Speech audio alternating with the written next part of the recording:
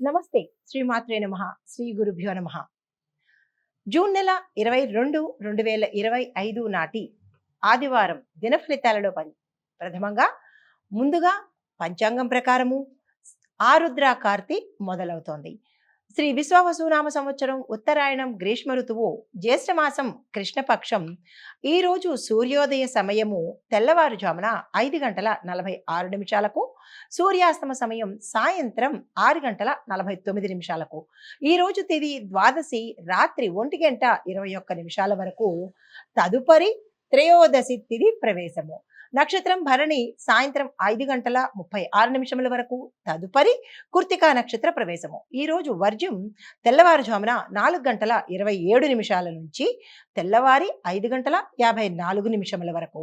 దుర్ముహూర్త సమయం సాయంత్రం 5:04 నుంచి సాయంత్రం 5:56 వరకు. యమగండ కాలం మధ్యాహ్నం 12:18 నుంచి మధ్యాహ్నం 1:56 వరకు. బ్రహ్మ ముహూర్త సమయం తెల్లవారుజామున 4:10 నుంచి 4:58 వరకు. అమృత గడియలు మధ్యాహ్న సమయంలో 1:16 నుంచి మధ్యాహ్నం 2:46 వరకు. అభిజిత్ ముహూర్తము ఉదయం 11:52 నుంచి మధ్యాహ్నం 12:44 వరకు. ఇది నేటి పంచాంగం. నమస్తే. తదుపరి రాశి తులారాశి. ఈ రాశి వారి యొక్క గ్రహస్థితులు సూర్యుడు 9వ ఇంట్లో సంచారం చేస్తున్నాడు. ఈ సంచార ఫలితము ధర్మబుద్ధి పెద్దల యొక్క ఆశీస్సులు మీకు పుష్కలంగా ఉంటాయి. అయితే బుద్ధుడు కూడా అక్కడే ఉండడం వల్ల ఆధ్యాత్మిక చింతన పెరుగుతుంది, జ్ఞానం కూడా పెరిగే అవకాశం కనబడుతుంది. చంద్రుడు 3వ ఇంట్లో ఉండడం వల్ల మీరు ధైర్యంగా ఏ పనైనా ఈరోజు చేసుకోగలుగుతారు. కుజుడు 10వ ఇంట్లో ఉండడం వల్ల ఉద్యోగస్తులకు పదోన్నతులు కానీ, ట్రాన్స్ఫర్స్ కానీ, లేదా ఆకస్మిక ప్రమోషన్స్ కానీ, లేదా ధనానికి సంబంధించిన శుభవార్తలు వినడం కానీ, లేదా విదేశాలు వెళ్ళడం కానీ, ఇలా వాళ్ళకి సంబంధించిన ఏదో ఒక అంశంలో లాభాలు వచ్చే అవకాశము, శుభవార్తలు వినే అవకాశం కనబడుతోంది. అయితే శని 5వ ఇంట్లో ఉండడం వల్ల ప్రేమ సంబంధాల విషయాలలో జాగ్రత్తగా ఉండే ప్రయత్నం చేసుకోండి. రాహు 7వ ఇంట్లో ఉండడం వల్ల భాగస్వామ్య సంబంధంలో, అది దంపతుల మధ్య కావచ్చు, కుటుంబంలో లేదా వ్యాపార సంబంధంలో మీ పార్ట్నర్స్తో కొన్ని అపోహలు వచ్చే అవకాశం కనబడుతోంది. చాలా చాలా చాలా జాగ్రత్తగా వ్యవహరించుకోండి. అయితే కేతువు లగ్నంలో ఉండడం వల్ల మనస్తాపానికి గురి అయ్యే అవకాశాలు ఈరోజు చాలా ఎక్కువగా ఉన్నాయి. జాగ్రత్తగా సంయమనం పాటించుకోండి. అయితే ఇవి గ్రహాలు ఇచ్చేవి. మరి మీ వ్యక్తిగతంగా మీరు ఎలా ఉండబోతోంది అంటే కనుక ఈరోజు మీలో ధైర్యము, ఆత్మవిశ్వాసము చాలా పుష్కలంగా పెరిగే అవకాశం కనబడుతోంది. వ్యాపారాల్లో ఉన్నవారు విదేశ వ్యాపారాలలో ప్రగతిని అంటే గ్రోత్, డెవలప్మెంట్ని చూస్తారు. ఉపాధ్యాయులు, కౌన్సిలర్లు, ఆధ్యాత్మిక రంగాలలో ఉండేవారికి ప్రజలలో మంచి పేరు ప్రఖ్యాతలు వచ్చే అవకాశం కనబడుతోంది. కుటుంబంలోని పెద్దల మాటలు మీకు మార్గదర్శకంగా, ఒక గైడెన్స్గా ఉపయోగపడతాయి. అయినా కూడా కొన్ని తీరని సందేహాలు మీకు ఉంటాయి. వాటిని ఎవరైనా పెద్దవాళ్లతో సందేహం తీర్చుకునే ప్రయత్నం చేసుకోండి. అయితే మానసిక ఒత్తిడి కూడా మీకు కొంచెం ఎక్కువగా ఉండే అవకాశం ఉంది. దానికి సంబంధించిన జాగ్రత్తలు తీసుకోండి.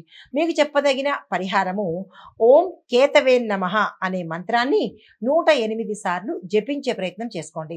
ధార్మిక గ్రంథ పఠన లేదంటే ఏదైనా దేవాలయాలకు వెళ్ళడం కానీ, మంచి మంచి సత్సంగాలలో పార్టిసిపేట్ చేయడం కానీ, ఇలాంటివి చేస్తూ ఈరోజు నలుపు వస్త్రాన్ని తప్పనిసరిగా ధరించండి. అది ఎలాంటివైనా సరే, నలుపు, నీలిరంగు, ఈ 2 రంగుల్లో ఉండే వస్త్రాలను ఈరోజు ధరించే ప్రయత్నం చేసుకోండి. తదుపరి రాశి వృశ్చిక రాశి. ఈ రాశి వారి యొక్క గ్రహస్థితులు సూర్యుడు 8వ ఇంట్లో ఉండడం వల్ల అనారోగ్య సూచనలు కనబడుతున్నాయి. బుధుడు కూడా అక్కడే ఉండడం వల్ల రహస్యానికి సంబంధించిన కొన్ని అంశాలు బట్టబయలయ్యే అవకాశం కనబడుతోంది. చంద్రుడు 2వ ఇంట్లో ఉండడం వల్ల ఆర్థిక విషయాలలో తేలికపాటి అంటే కొద్దిపాటి లాభాలు వచ్చే అవకాశం కూడా గోచరిస్తోంది.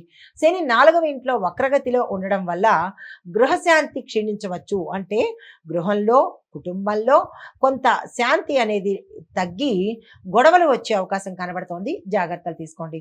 రాహు 6వ ఇంట్లో ఉండడం వల్ల మీరు ఏదైనా కాంపిటేటివ్ ఎగ్జామ్స్ కానీ, పోటీల్లో కానీ పాల్గొనడం కానీ, లేదా దానికి సంబంధించిన అప్లికేషన్స్ పెట్టుకోవడం కానీ చేస్తే కనుక సక్సెస్ అయ్యే అవకాశం కనబడుతోంది. కేతు 12వ ఇంటి సంచారం చేయడం వల్ల మానసికంగా కొంత ఇబ్బంది, తలకు సంబంధించిన నొప్పులు వచ్చే అవకాశం కనబడుతోంది. ఇవి గ్రహాలు మీకు ఇచ్చే ఫలితాలు.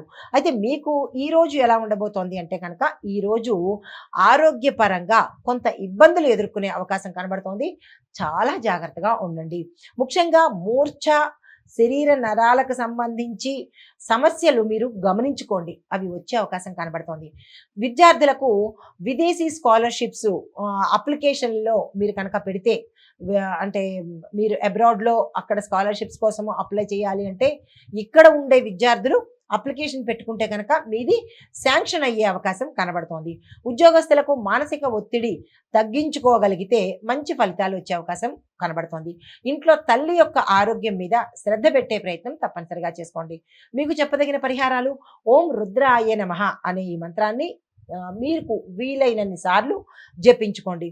అయితే ఆ పసుపుని దానంగా ఇచ్చుకోండి. గంగా జలము ఇంట్లో మీరు 4 మూలల ప్రతి గదిలోనూ జల్లే ప్రయత్నం తప్పనిసరిగా చేసుకోండి. తదుపరి రాశి ధనస్సు రాశి. ఈ రాశి వారికి గ్రహస్థితులు సూర్య భగవానుడు 7వ ఇంట్లో సంచారం చేస్తున్నాడు. ఆయన ఇచ్చే ఫలితము భాగస్వామ్యము. జీవిత భాగస్వామ్యంతో నిర్ణయాలు జాగ్రత్తగా తీసుకోవాలి. భాగస్వామ్యం అంటే ఇక్కడ మీరు 2 గుర్తుపెట్టుకోవాలి. ఒకటి కుటుంబంలో భాగస్వామ్యము, ఒకటి వ్యాపారంలో భాగస్వామ్యము. ఈ రెండిట్లోనూ కూడా మీ నిర్ణయాలు మీ భాగస్వామికి చెప్పండి. ఏ నిర్ణయం తీసుకున్నా సరే. బుధుడు కూడా అక్కడే సంచారంలో ఉన్నాడు కాబట్టి అక్కడే ఉన్నాడు. దీనివల్ల ఫలితాలు చర్చలు, ఒప్పందాలు ఇలాంటివన్నీ ఈరోజు మీకు సానుకూలమయ్యే అవకాశం కనబడుతోంది. చంద్రుడు లగ్నంలో ఉండడం వల్ల మీలో ఆత్మవిశ్వాసం ఎక్కువగా ఉంటుంది. నేను ఏ పనైనా చెయ్యగలను, నేను సాధించగలను అనేది ప్రతి రంగంలో ఉన్న వాళ్ళకి ఇది ఉంటుందన్నమాట. అయితే శని 3వ ఇంట్లో ఉండడం వల్ల ధైర్యము, కొంతమందికి ఆత్మవిశ్వాసం వేరు, ధైర్యం వేరు. ఆత్మవిశ్వాసం ఉంటుంది కానీ ముందుకు అడుగు వేయలేని పరిస్థితి కనబడుతోంది. తర్వాత కుజుడు 8వ స్థానంలో ఉండడం వల్ల మానసిక అస్థిరత ఏర్పడే అవకాశం ఉంది. కేతు 11వ ఇంట సంచారం చేస్తుండడం వల్ల కోరికలు, మీ యొక్క గోల్స్ కానీ కోరికలు కానీ అవి కొంచెం తీరడానికి లేట్ అయ్యే అవకాశం కనబడుతోంది. అయితే మీ యొక్క ఫలితాలు ఎలా ఉన్నాయి? ఇవి గ్రహాలు ఇచ్చినవి. మరి మీ ఫలితాలు ఎలా ఉన్నాయంటే, మీరు ఈ సమయంలో ఏదైనా మంచి నిర్ణయాలు తీసుకోండి. ముఖ్యంగా కాంట్రాక్ట్లు, లీగల్కు సంబంధించిన విషయాలలో నిర్ణయాలు ఈరోజు తీసుకోండి. జీవిత భాగస్వామితో కొన్ని ముఖ్యమైన విషయాలలో సామరస్యంగా ఉండే ప్రయత్నం తప్పనిసరిగా చేసుకోండి. ధైర్యాన్ని కోల్పోకుండా మీరు కనుక ముందుకు వెళితే, ఇందాక అన్నట్టు ఆత్మవిశ్వాసం ఉంటుంది కానీ ధైర్యం ఉండదు. ధైర్యంగా ముందుకు వెళితే కనుక మీరు సక్సెస్ సాధించుకునే తిరిగి వచ్చే అవకాశాలు కనబడుతున్నాయి. కానీ కొన్ని పరిస్థితుల్లో తల్లడిల్లే తీర్మానాలు తీసుకోవాల్సిన పరిస్థితి ఉంటుంది. జాగ్రత్త వహించండి.